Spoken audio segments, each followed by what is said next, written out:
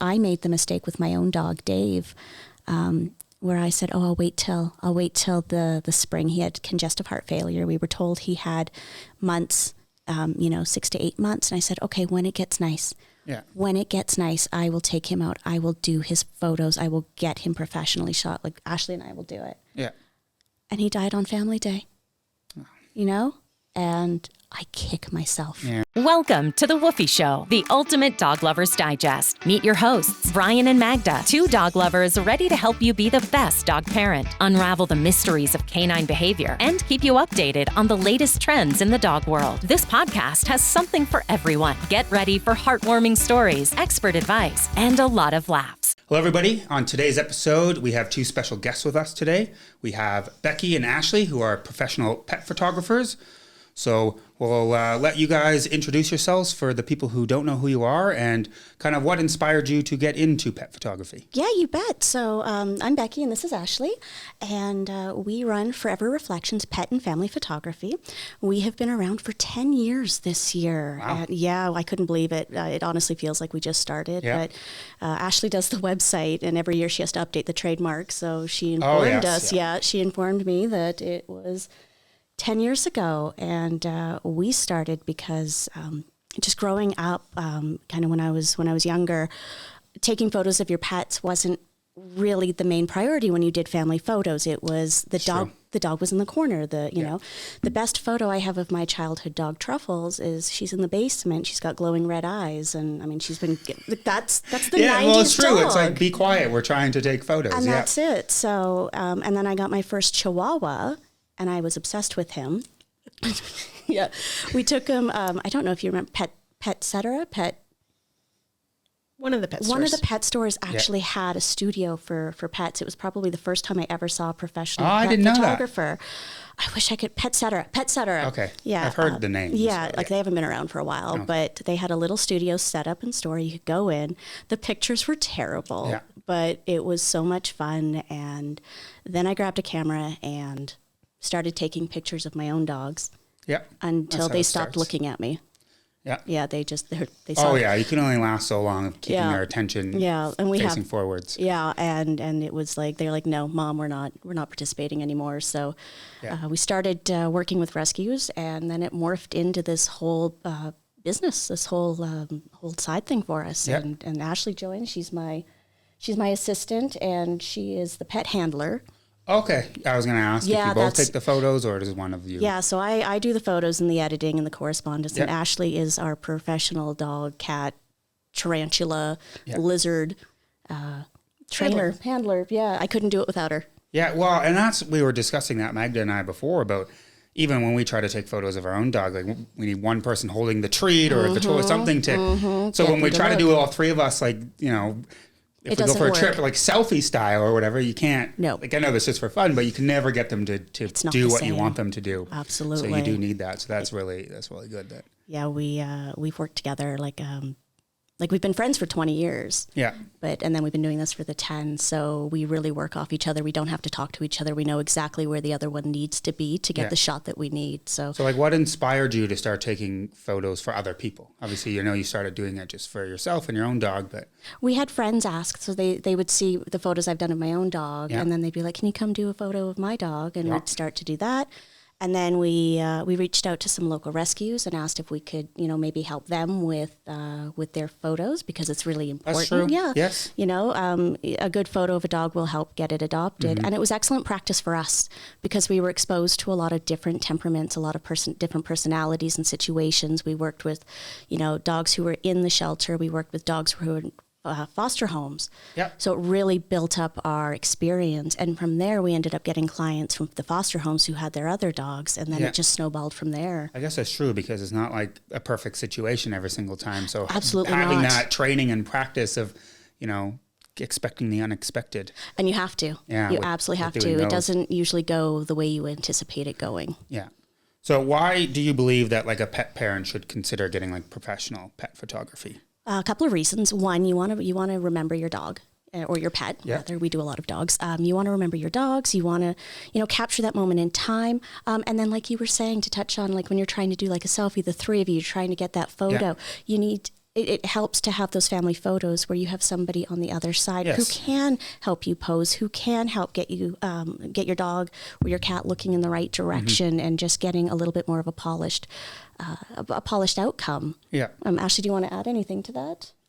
I think it's important to get the photos so that you have that memory, but also just so that you aren't as stressed trying to get the photos when you're looking at like a selfie style photo or even trying to get photos of your own animals by yourself. Yeah. Whether it's a cat or a dog or a bird, sometimes the animals don't want to listen to their parents, kind of like kids. Well, and I guess, I'll ask the question because it kind of has to do with that. So like kind of what sets the professional photographer apart from like the DIY, the person that's trying to do it themselves? So excellent question. What sets us apart is we know different locations. We know fun locations that maybe you don't know about. That's a different setting than what you're used to. Like we can go out into a park. We can go downtown. We can create a completely different experience and create those photographs that you want to print out and you want to hang on your wall. Yeah. A lot of people will do the photos, but they'll do them with a phone and then they stay on the phone. So there's a different quality to it. And then do you like know what to look out for with, I'm drawing a blank and I know what this is. The composition, that's the word. Composition, of the picture. absolutely. So normal people now, it's the video and all that, I know what that means. Yeah. But a lot of other people don't know what to have in the photo. They don't know how to frame it. They'll, they'll chop off a head and ear. Yes. Where we have to take everything into consideration. We want to make sure that you're the focus, but we want to make sure what's behind you is intriguing and visually appealing. We want leading lines. We want, we want fun backdrops. Like we can go to what I like to say is we see things that other people don't. Yes. And we have this one spot, for example, is downtown at the New Calgary Public Library. Okay. Very interesting architecture that people would just see a building, but it's got some really neat wood paneling that makes a good backdrop. The stone stairs, if you shoot from below, looks really cool if you have a dog looking down on you.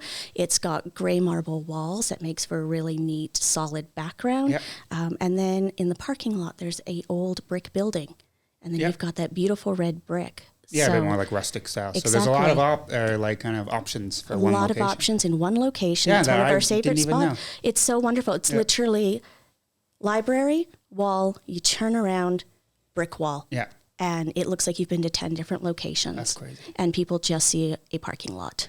They don't see that opportunity. So we just look at things a little bit differently than the average person. Well, and you're using terms. So if you don't know what a leading line is, then you need to hire a professional, just saying. Exactly. And a lot of people don't know what that means. They don't know no. what to look for. No. I think that's the biggest thing. And I guess especially for you trying to get the dog's attention too, it's like, maybe we want him or her looking up instead of straight ahead. Yep. And I think that helps too. And I think another big difference with professional photography is the post-production. So you wouldn't do post-production with your own photos unless it was in like Instagram and you're, changing just a filter. Like that filter. Yeah. Right? Okay. Where we can get rid of things like leashes or color correct skin tones depending on the light that's in the space at the time. Yeah. That's true. Oh yeah, I guess that's something I don't really think about is just it's not just a photo that here you go, look at the screen on the back of the camera, send to you. Yeah, I think one of the misconceptions people have is like we just click a button. Yes. And the photo's done, and that's absolutely not the case. There's so much that goes on in the background, as I'm sure you know with the podcast. Yeah. It's not just the recording. Oh no. There's I wish. That's the front. It's fun to spend a half hour with you and do your photos and hang out and meet your pets and have that great experience. But then we have to turn around, we go home, I upload them to a computer, I go through them, I make sure that the ones I want to keep are of a certain quality, and then I go through and I edit, I take out the leashes, I color correct, like Ashley was saying. Well, you can take like hundreds of photos in one session, and so now it's knowing what to look for to give them those handful that they get. Exactly. Because we all have. If I showed you my phone, it's literally just all silly photos of my dog, and it's cute and all of that, but. If you're watching this, you can see the pictures we have behind us. We take like the good ones and we get them like printed. Exactly. So what's kind of like a way you can showcase like a unique personality of a pet? So it really comes down to communication. and letting us know, like, what is your dog like? So we know going into it what to expect. So we know what we're going to capture. Yeah. And it's about learning the pet, hanging out with the pet for a few minutes, and then going from there and figuring out kind of, you know, what makes this dog's head tilt. Oh, that's really cute. This noise makes this happen. Okay. It's exploring. It's really getting to know your model. And every animal is different. And so every session is unique, and you always get a different session. You could have the same location, 3 different sessions. Yes. Completely different sessions. So do you, when you talk to a potential client, do you have like a meet and greet, a Zoom call, a phone call to kind of like understand what they're looking for first? Or is it just here, show up here? It really is up to the client and what they're comfortable with. Some people just don't care, or we've done them. You know, we've been photographing their pets and family for years. You don't need that. Well, we have an existing relationship with them. But we do have a questionnaire that goes out, and we just ask about the pet and what do they like, what do they not like. We offer the opportunity for a Zoom call if that's what they'd like, and that's an excellent opportunity. And sometimes we just meet up at the location and we go for a walk first. Yeah, well, I guess to get the dogs comfortable with the location. And that's it. Like we arrive, we go for a walk, and it accomplishes a couple of things. It gets some energy out of the dog. Yes. Because we all know, new space, new smells, new people. So it lets us get used to the dog. It gives us an opportunity to talk to the parents and, get to know them a little bit more and make it a little bit more comfortable, because, I mean, they may not be in front of the camera, but they don't know what to expect. Yep. So it's about setting expectations as well, and what we can accomplish, and then we get the opportunity to see how the dog is behaving in a different setting, and then just kind of figuring out our plan of attack from there. Yeah, getting comfortable, both us with the client and the animal, and then also get the animal and the clients comfortable with us and the way we work. Do you have any like examples where you've kind of brought out like a pet's kind of character, or like whether it's like a goofy dog or anything specific, or is it just more of getting them in the right place at the right time to capture the photos? I would say getting them more in the right place at the right time. Yeah, and it's also helpful when the client knows their pet. Yeah. So, for example, if your dog really loves water, if you get them into the water for the photos, you can see it in their face. Yeah. Yes. Okay. Okay, well, so there's an example kind of in a sense of like something that's a bit more for them. Well, so our dog loves the water, so she would love that kind of thing. But, is that Mabel behind you in that picture? Yes, yeah, so you can her. See that. Yeah, but we like that for her. Now that's a different type of photography, which is like sports and action. That's a whole different ball game. It's hard to capture. It's not my forte. No, and that's fine. As we mentioned, there's like tons of different types of photography and video and podcasts and everything like that. Yeah, there's something in the creative for everybody. world. There's everything. Absolutely. So. One of the other ones is like, so how does like a professional photo session help create that like lasting memory compared to just someone taking hundreds of pictures on their phone? It's an excellent question. You want to start there? I would say that the biggest thing would be that it takes the stress off of the pet parent. Okay. So when you're taking photos yourself, you're getting frustrated. The animal moves their head and now it's blurry, or their head is clear but their paws are not because they're trying to move. So by taking away that stress from them and putting it onto us, we can help calm everybody down and get that perfect photo. Yeah, the one thing we do tell everyone in their session, regardless of if it's a full family, humans and pets, or if it's just the pets, is you need to rein it in. You need to calm down. If you think your dog is misbehaving, step back. Okay. Because they're feeding off of you. If you're getting anxious, they're getting anxious. And if they're anxious, we're not going to be able to work with them. Yep. So by having us in, you don't have to worry about it. We're going to take care of everything. We're going to tell you how to pose. We're going to tell you where to put the dog. We're going to say, walk away if you need to walk away. Well, because I guess you're seeing it from a different perspective too. We're not like we have photographed my own dogs. And I get frustrated. Yeah. I'm the professional and I get frustrated. And Ashley has to look at me and go, Beck, step back. Yeah. And I'm like, right, my own medicine. Okay. I think it's like anyone does not even photos of or training or anything you do with your dogs. And they're just like not listening or something like that. And we have so many people come in and, they'll just be like, oh, my dog is so bad. I'm so sorry. And we're like, oh my gosh, no, this is fine. You think your dog is misbehaving? I tell you, no. Yeah. It is absolutely fine. It's all good. Get out of your head. I guess that's true. I never even thought about that because, you might be like, oh, my dog's just not so listening or yeah. jumping up on you or whatever. And it's like, oh, no, It's fine. Yeah. It's absolutely fine. Let them just get out there excited. That's all. They're like children. They just need to get it out of their system. That's true. So how do you work with like the parents to choose the right setting, whether it's just the dog or the family? So it's not in a studio, but like, of how to choose the right location. So like you said, a lot of different places. How do you kind of decide or work with them to figure out where to go? So our first question is always, is your dog reactive? Okay. Valid question. Yeah. Because if your dog is reactive, it doesn't mean that your dog doesn't deserve a session. Your dog can have a session. It's absolutely possible. It's about finding the right spot and the right time. Mm-hmm. So for a reactive dog, we know a couple of parks that are very quiet first thing in the morning. So you're looking at timing and you're looking at location. Yeah. So we would instantly be able to narrow our ideas from there. So we'd say, okay, your dog is reactive. Totally fine. Yeah. We recommend Pierce State Park. First thing in the morning, it is very quiet. There is one way out, one way in. We have lots of vantage points to see if another animal is coming. We can step out onto this path to allow that other animal to go. Yeah. So that's how we know this point. Second question would be, do you prefer urban or landscape? Okay. So urban, now we're looking at downtown. Yep. We're looking at Stephen Avenue Mall. We're looking at the Calgary Public Library. We're looking at graffiti art parks. Yep. We're looking at, those really funky, urban-y, textured kind of. Lots of details, and if that's not for you, because it's not for everybody, if they like more of a park setting, okay, do you have any special places that means something to you? Okay, I was going to ask, like, what if can they come to you with suggestions? Absolutely, being like, we would like to go here? Yeah. And I would say most people, like 9 times out of the 10, they do want those suggestions. Yeah. And then we do get the occasional where like, oh, I really like this one park.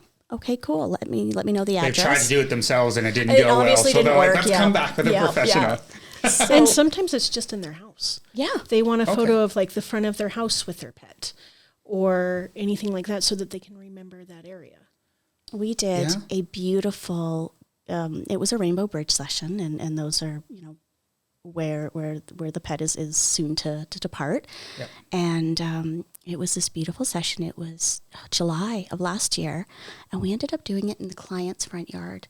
And that was because she spent a lot of time gardening, and her dog would always be with her.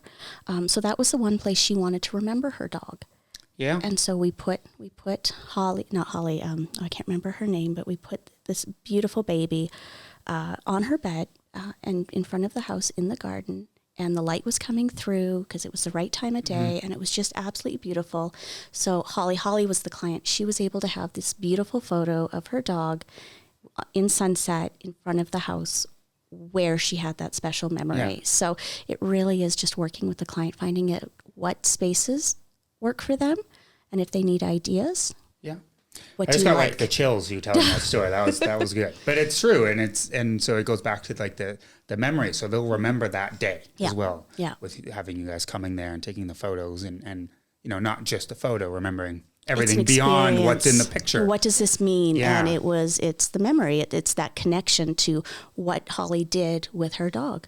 Yeah. Yeah. So you mentioned a little bit about reactive dogs. So do you have any other kind of like special considerations for a specific type of pet or a specific breed other than like reactive dogs? Are there like if it's an example, like a tiny little toy dog? I mean, you have a small Chihuahua. Do you have kind of considerations of where some best places to take pictures of these type of dogs, or ones that are very shy? They might not be reactive, but they're like really scared. Shy. Yeah, absolutely. And we would probably handle that in the same way. We'd ask, hey, what's your dog like? Okay. I would recommend not doing it at a dog park, because that's like taking a child to a park and saying, you can't play. Yeah. You don't have get to behave. You have to behave. You have to sit here on a leash while all of your friends are running around. I guess that's true. That would be a nightmare. It would be. And plus on our side, we're going to have, a little Jack Russell running in and photobombing this. Yeah. And, I mean, that'd be kind of funny, that's but definitely not a great place for photos. But I would say most dogs work everywhere. And, if you get on their level. So a lot of the times Ashley will turn around and I'll be on the ground with the camera shooting up in the middle of winter in the pile of snow. I will go to the dog's level. So I guess I would say no, we don't take any special considerations because we can make everything work. Okay.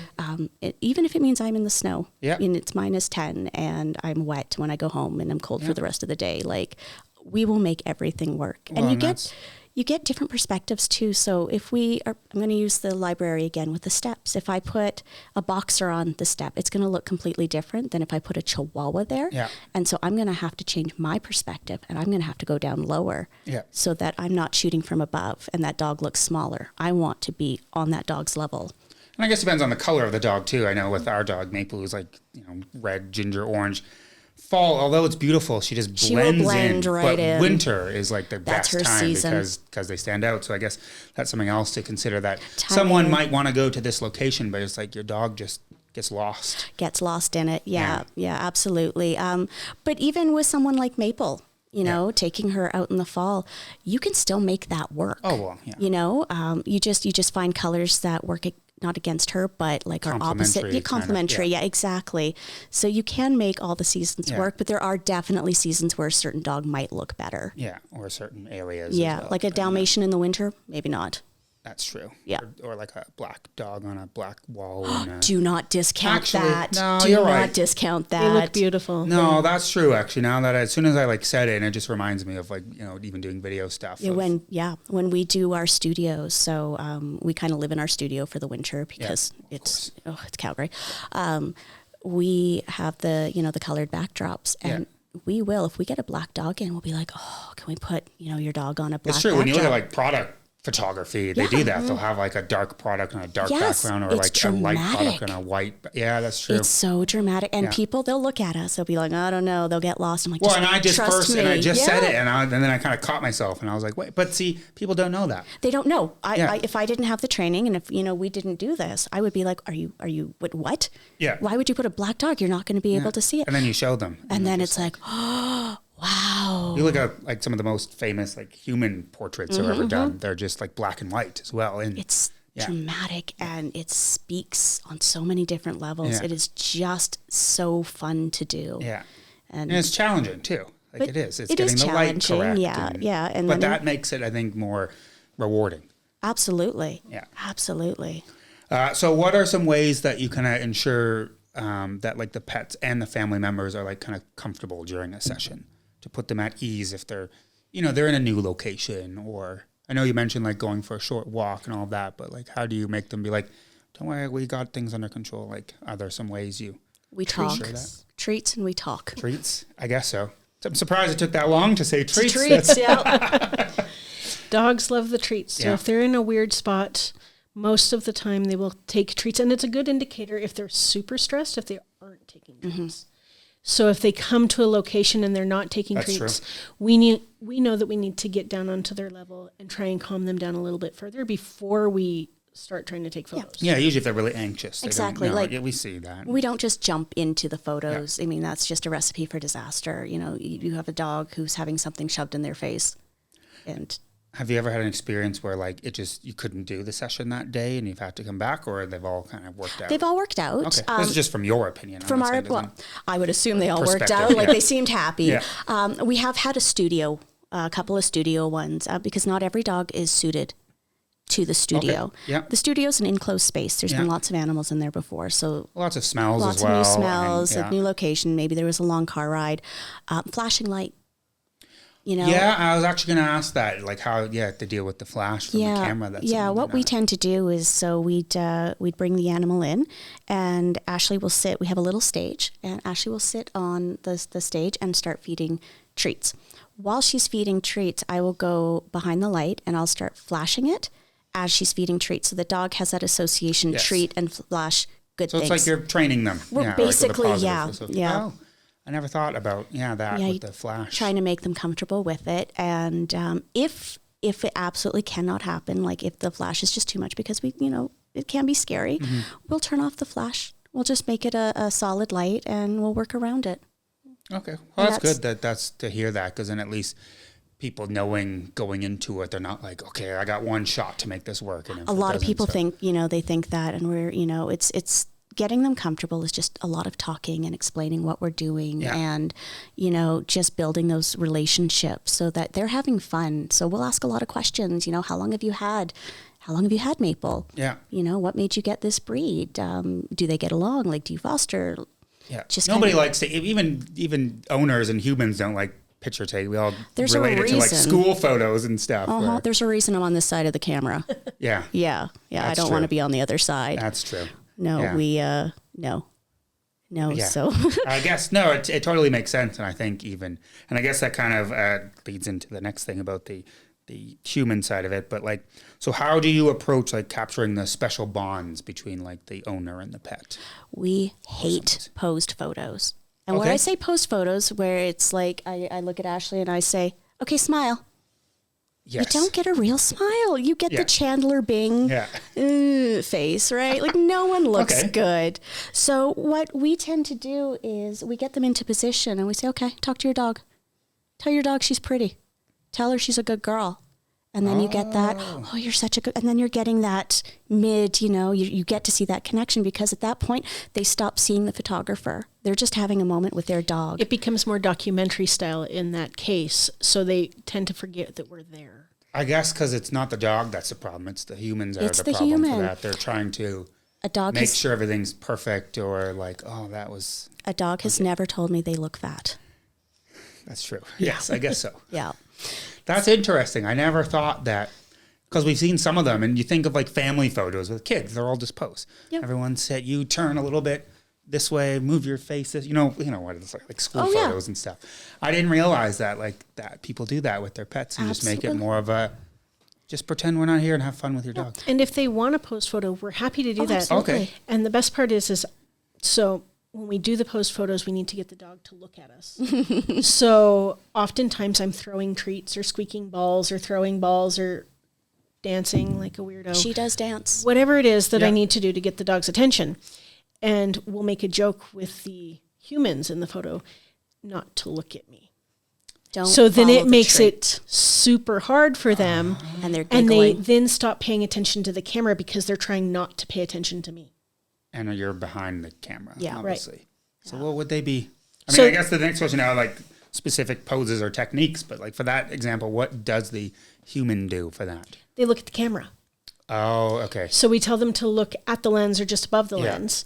But I'm above the lens because the dog needs to be able to see me. Yeah, that's true. And or off to the side just slightly, depending on how much space there is. Ashley and I get very close on these shoots. We are in each other's space. Have you ever had a thing where she bumps into you as you're trying I've to had dog liver dust. Yeah. All I once over my hair. I guess because you're crouched down maybe and she's above you. Yeah. That's so funny. Yeah. But even as like the human, you'd just be laughing and then you'd get that natural smile. You do that.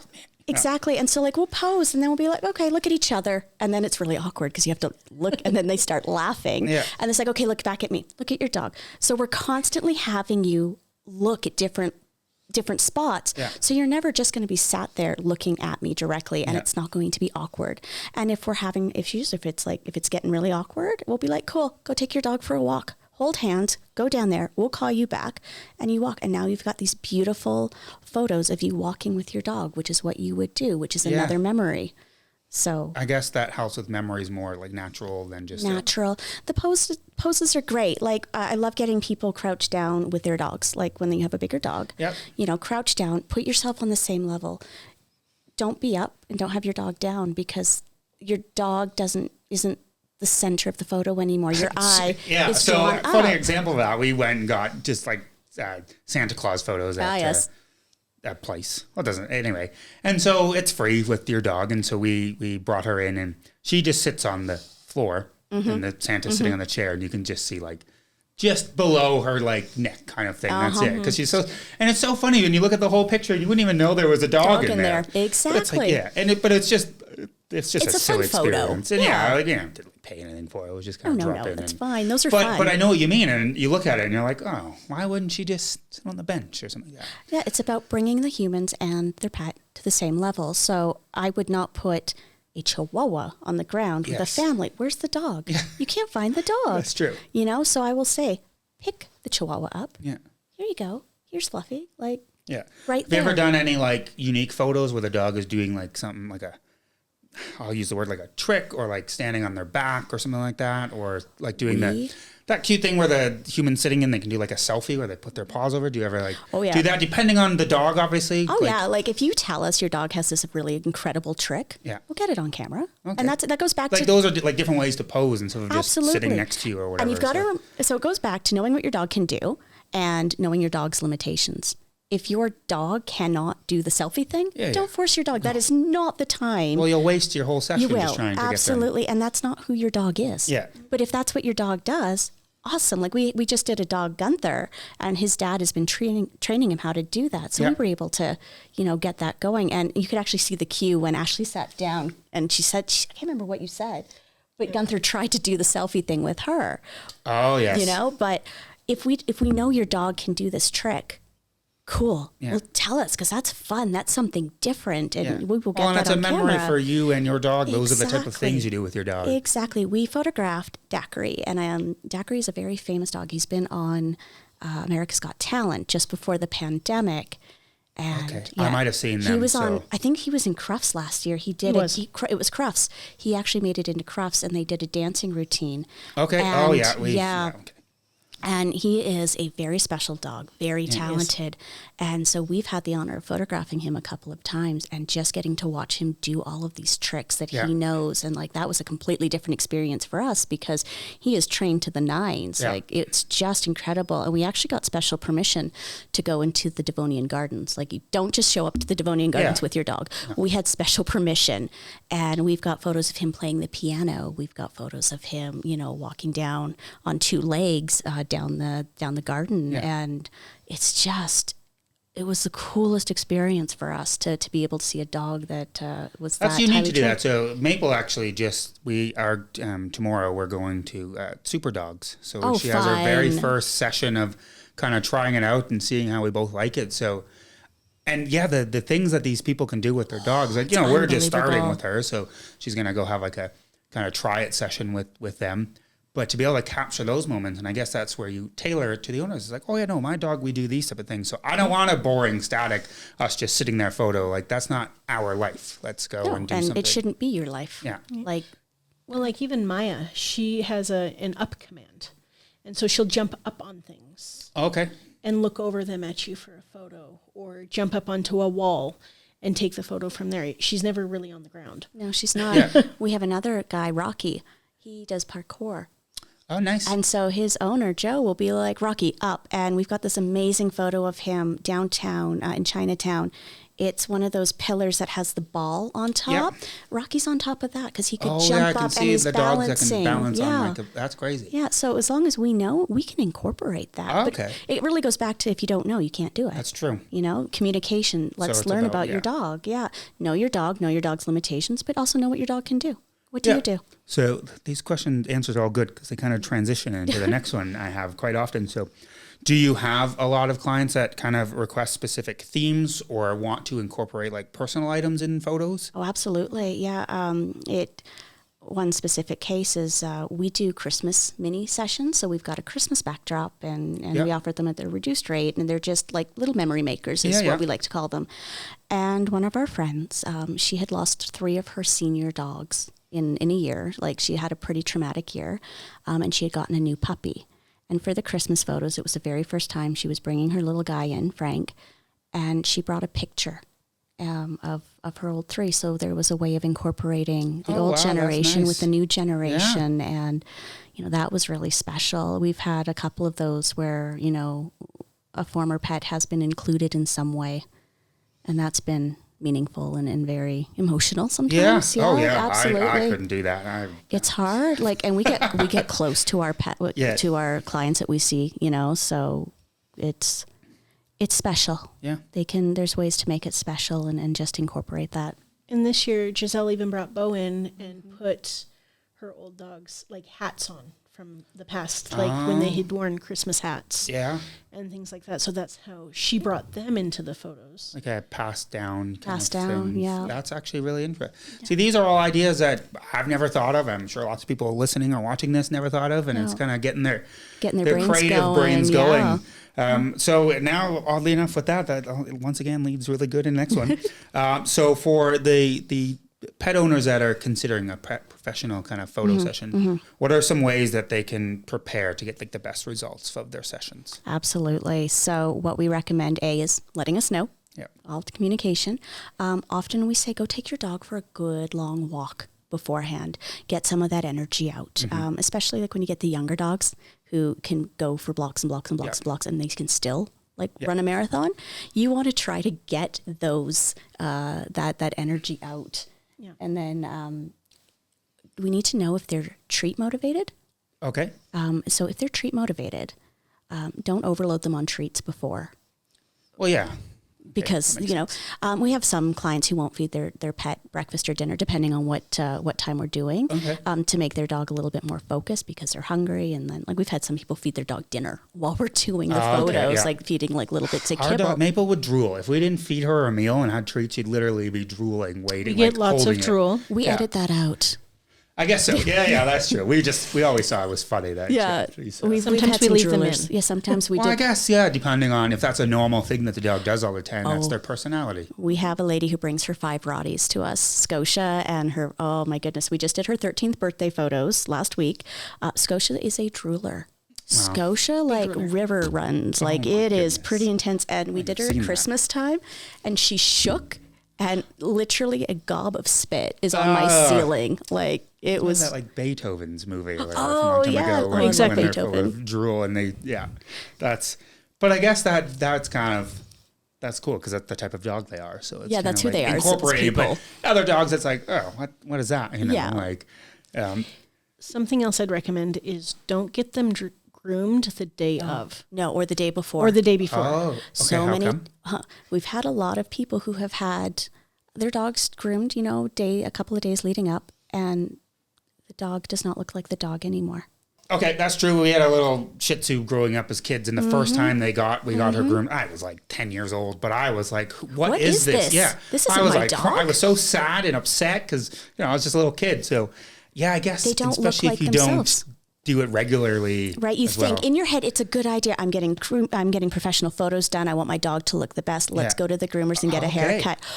That's not my dog. Yeah. You want time for it to cut. It's like a human, right? Sometimes your hair shocks. Well, or you'll go I got to get my haircut, and then they cut it too short, and you're like, or whatever. Maybe your groomer's having a bad day, or maybe your dog moved, and now this side is shaved.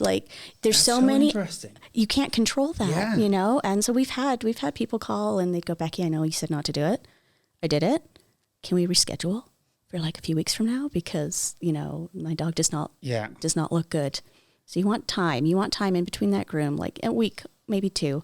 And this is probably not something you think to say all the time, too. I mean, unless you have a list of things you have to tell them all. But it's just that's not something I would have even thought about. It's in our agreement. Oh, okay. Fair enough. So. Because we've had it happen often enough. Well, and having someone have to cancel or reschedule last minute, that's not good. It's not great. No, but life happens. Yeah. Life happens. And we're more than happy to be flexible because we know that happens. But we do encourage people just to hold off on that. So then when they've had a session with you and they got their photos and they love them, what are some ways that you've seen that they've used these photos? So for example, obviously we've got them put on canvases and now they're behind us, but what are some kind of normal ways you see people do with their photos? And canvases, we've seen phone cases, mouse pads, we've seen backgrounds on your phone. That's what I love to use my phone for. My phone. I don't have it on me. Mine's my dog for Valentine's Day. Yeah. So we've seen that. We have seen sweaters, tattoos. We know a guy. He has his dog tattooed on him. Yeah, actually. So a lot of our photos have been used as inspiration for the tattoos. The lady I was talking about with Frank, several of her tattoos are direct copies of our photos, which is such an honor because obviously we were able to. It is for life. Yeah, you're not getting rid of that. Your life. Yeah. But we've obviously done a great job in capturing the essence of who your pet was, that you are willing to put that on your body. which is just an incredible compliment for us. And that's so true. It gives us all the feels. Yeah. Yeah. And I guess it's true people don't do that with, you wouldn't think to do something like that with a photo you take on your phone. Probably Because not. it doesn't have as much meaning. No. Because we all have thousands of photos. You always see that meme of, oh, my phone storage is full because you have 20,000 photos of your dog. And I'm guilty of that. oh, yeah. Well, no, so am I. Like, we all do it. And, like, the amount of toddlers lie down funny on their back and they sprawl out. And I probably have 120 photos of just that position because it's just like but it's like new. Every time you see it, you're like, oh, that's totally different. Or heads wedged into the corner of the couch differently than before. Yeah. But I'm not getting them all printed. No, that's the other thing. Put on things or whatever. So that's the meaning of a professional. Like, you know, you're going to do something with them. And we do encourage people, you know, we say you get the digital downloads because we provide the downloads. Yep. We also provide printing options, and, you know, we cater to whatever people want to do. But what we say is, please print them. You're reading my mind. The next question is literally, why should you've just done your research? You know how it flows. So why should they get them printed? Why shouldn't they just leave them on their phones or on their computers? Okay, easy question. How often do you look at them? Do you go back 6 years and look at that picture? Yeah, no, I do that on my phone. I go clean. I'm like, oh yeah, this photo. The ones from like the first 2 days, yes. Absolutely. I constantly go back, but when she's 8 weeks old. But you're right. But on your my wedding photos, it's on a CD. Yep. I'm dating myself, but it's on a CD. That's fine. I don't look at them ever, but I look at the ones that are printed. Yeah. I've got pictures of my dogs on the walls all over my house. I've got them in the hallway. I get to see them every night before I go to bed.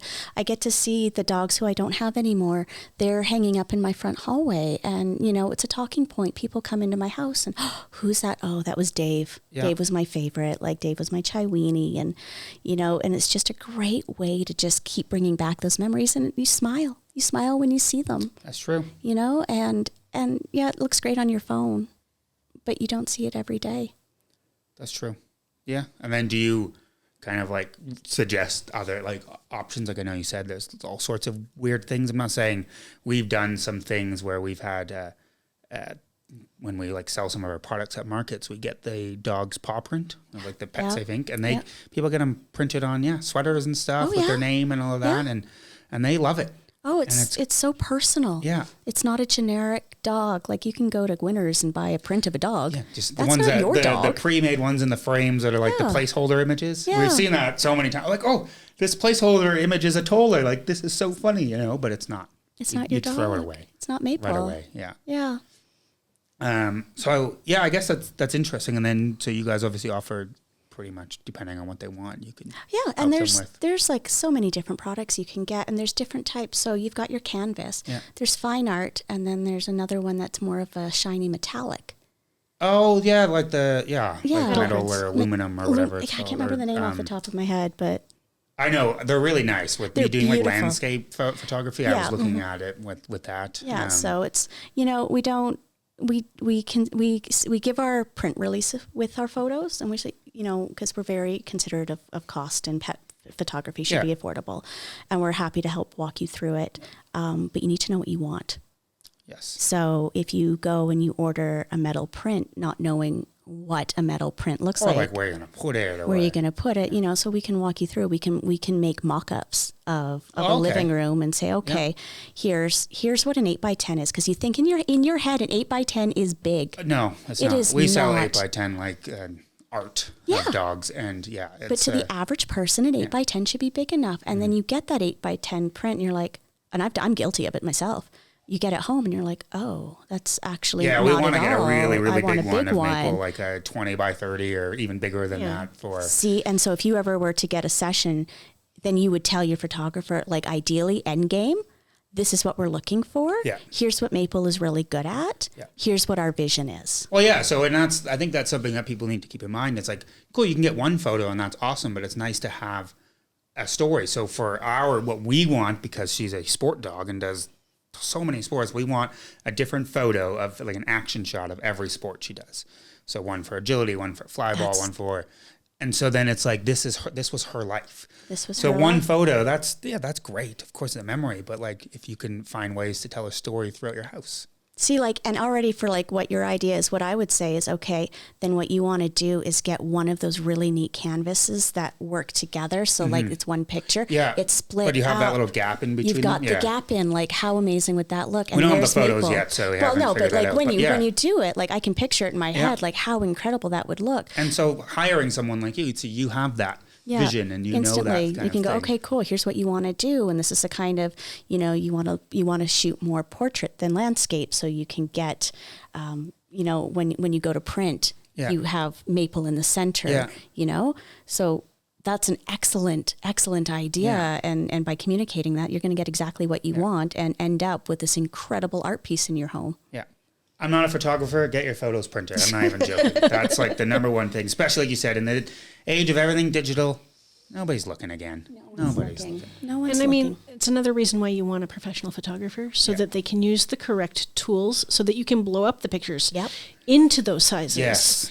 If you try to take your cell phone photo and It's make blurry. a giant canvas, it may come out blurry. So we've done like digital paintings from people's photographs. Oh, we I don't do that anymore. too. Yeah. Because it was just too much work. So it's one of like the products we sell. But the photos you would get, I know what you mean. They're just so. Someone took a screenshot of a photo they took because you can see like the, the thing on an iPhone, and I was like, I can't. Like, there's ways to upscale to a certain degree, but You've got not some power, but not to that degree. But that's and what the average person doesn't. Yes. They don't know that that's not a good quality. Like right now, we're offering digital portraits because it's a quiet season for us, and we're doing this watermark thing. And I will work with photos that people have taken, and I have to really work with the people and be like, it's a beautiful photo of your dog, but they're not the center of the picture.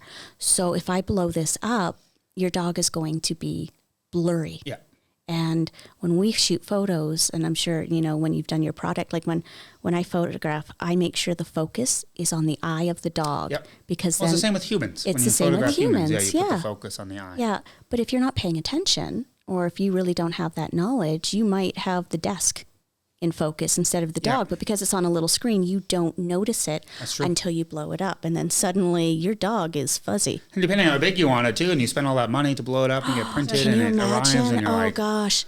But see, if we're responsible for that, if we're working it through, that's on us. We take ownership of that, and we will walk you through it, and we will make sure it's 110% right before we even hit purchase. Yeah.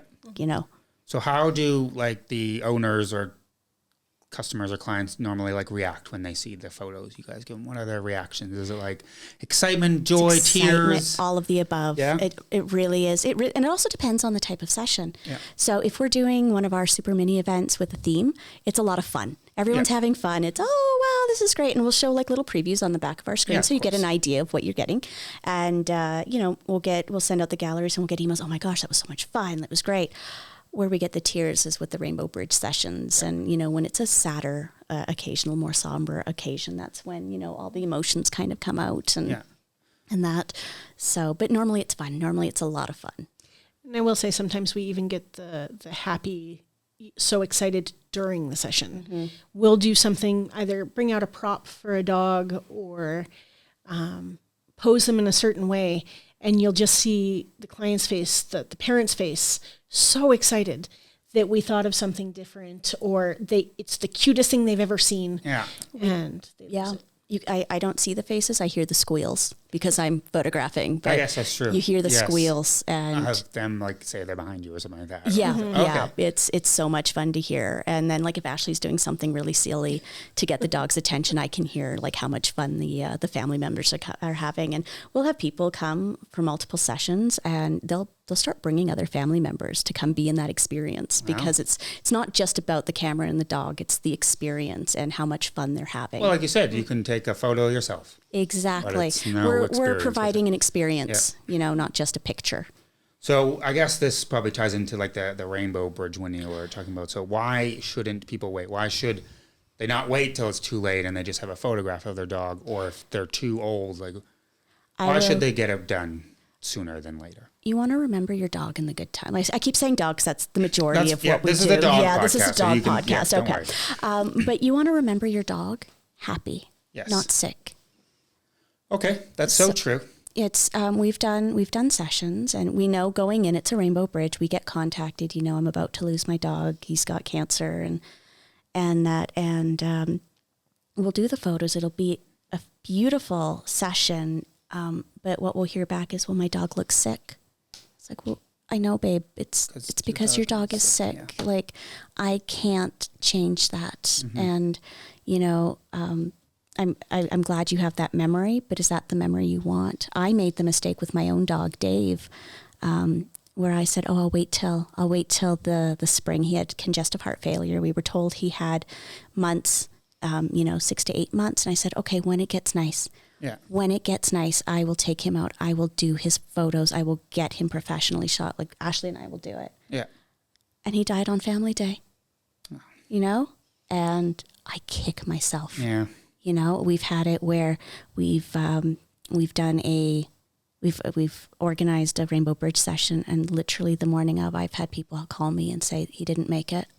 Wow. Yeah. So you lose the opportunity. We had one just recently where we had it in the books, and the dog passed away the week before, and it's just unfortunate. Like, we will move heaven and earth to get a Rainbow Bridge session in, because we recognize this is the last opportunity. We're not going to penalize something for depends waiting. on their availability too. Exactly. They might be like, oh, it will be okay. We'll wait till the weekend. And you don't know. Yeah. You don't know. And that's the thing. You could have a perfectly healthy dog and something can happen. Yeah. So don't put it off.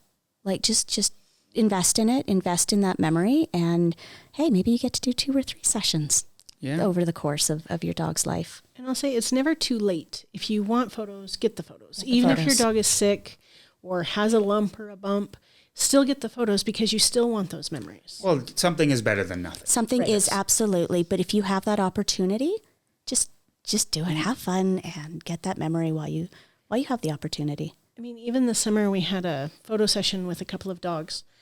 Beautiful dogs, healthy dogs. Mm-hmm. Took them out, had a great session. And was it the next week? No, it was the next week. The dog passed away. Yeah, unexpected cancer.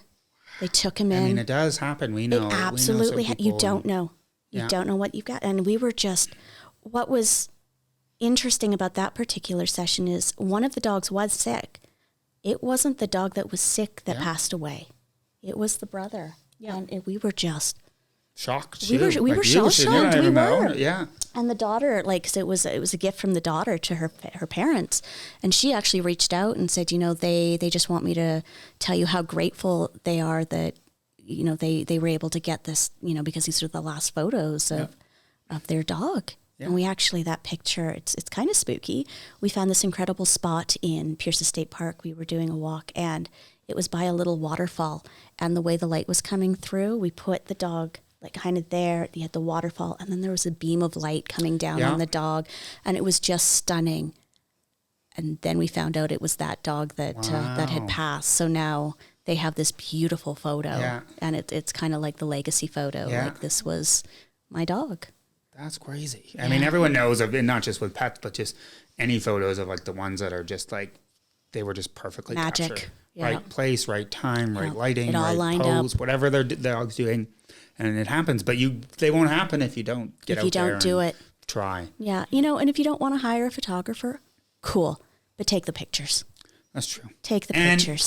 And print them. Yes. Phones do an okay job, just probably not a giant 20 by 30 blow them up. Or something. Yeah, you don't want that on your wall. 8 by 10 is probably as far as you can go. That's true. Be mindful of what's in the background. Oh yeah. Yeah. That's so true, I guess. But that's something you don't notice unless you're a professional. Yeah. That's so true. So we'll try to switch to something a bit more positive and happy. That was a really sad story. It does sometimes go into that. That's life. That's what photography and photos are for.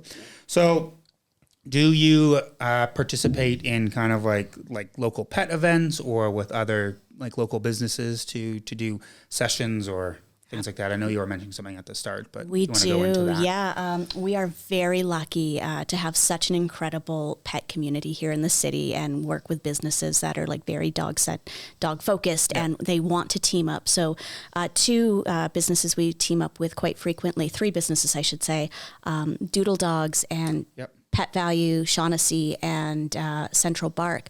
They offer us space in their stores, or their babysitting facility for Central Bark. And they bring us in for themed events. So next weekend we have our Super Valentine's Day. So we are spending one day at Pet Value, one day at Central Bark.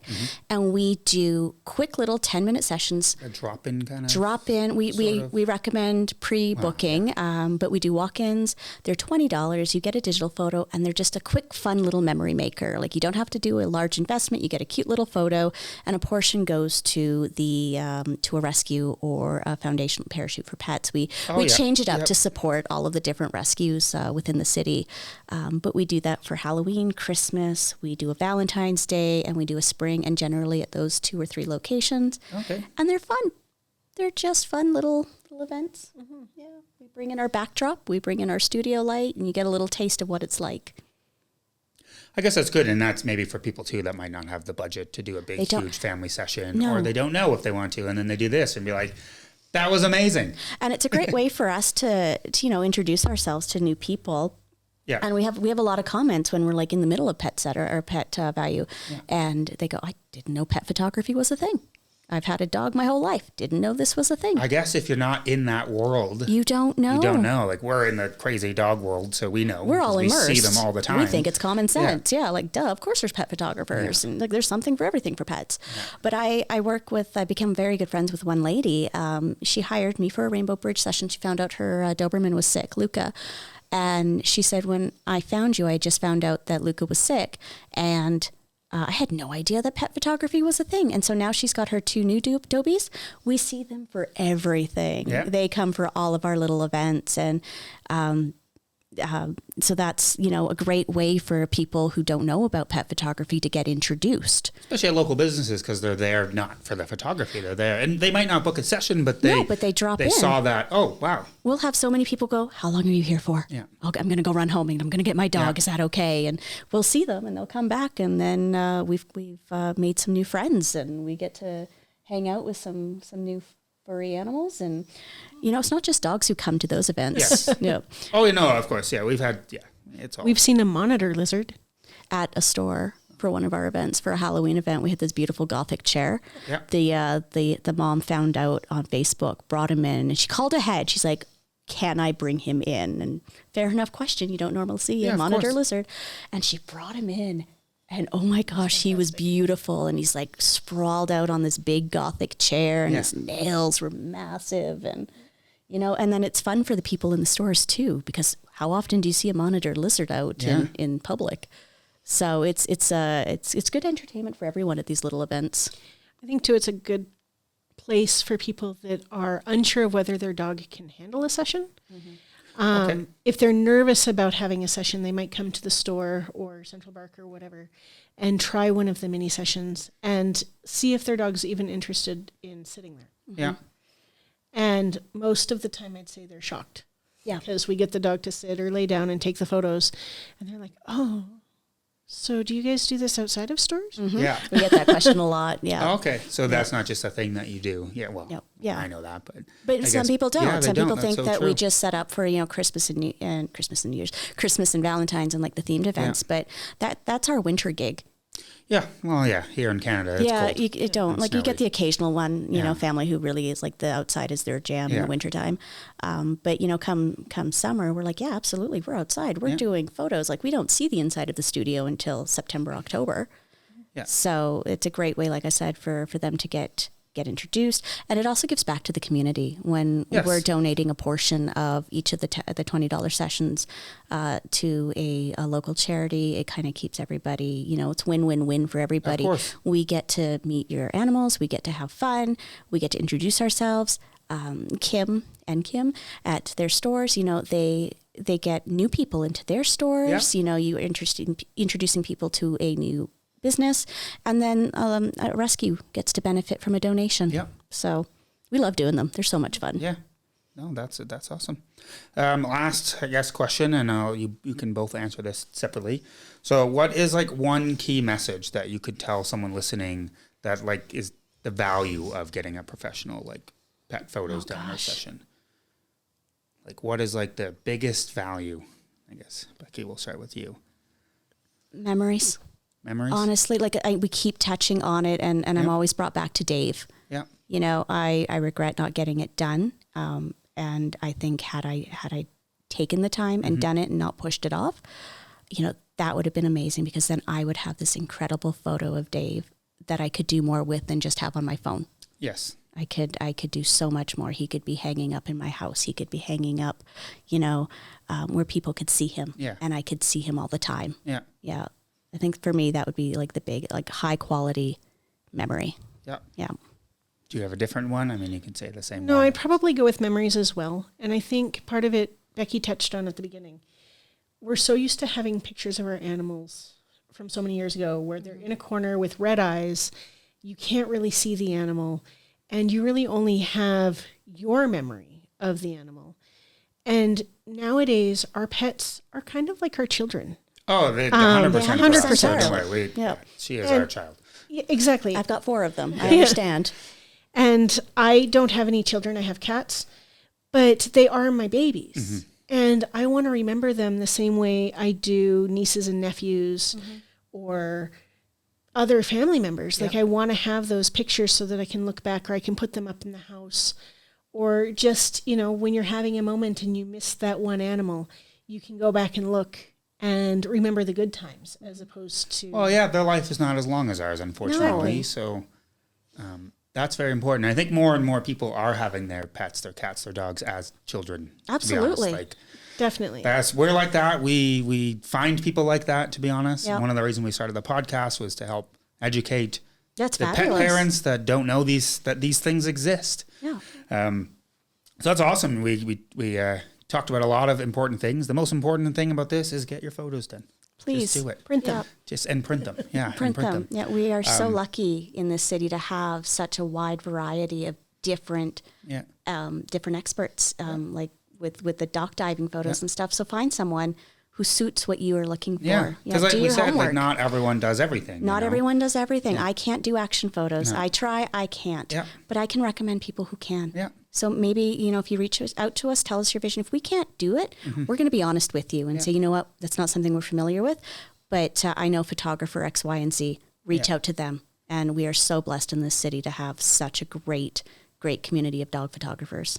So how can they find you or see what your work See or what we're up to. where to find you if they want to book a service, if they're local, and if they're not local, just get inspiration maybe. Inspiration, of some of the stuff. absolutely. We are on all the socials. Okay. We are on Facebook and Instagram. I would go there first. That's where we post daily almost. Yeah. So like we've got a good portfolio there. But you can go to our website, www.foreverreflections.ca.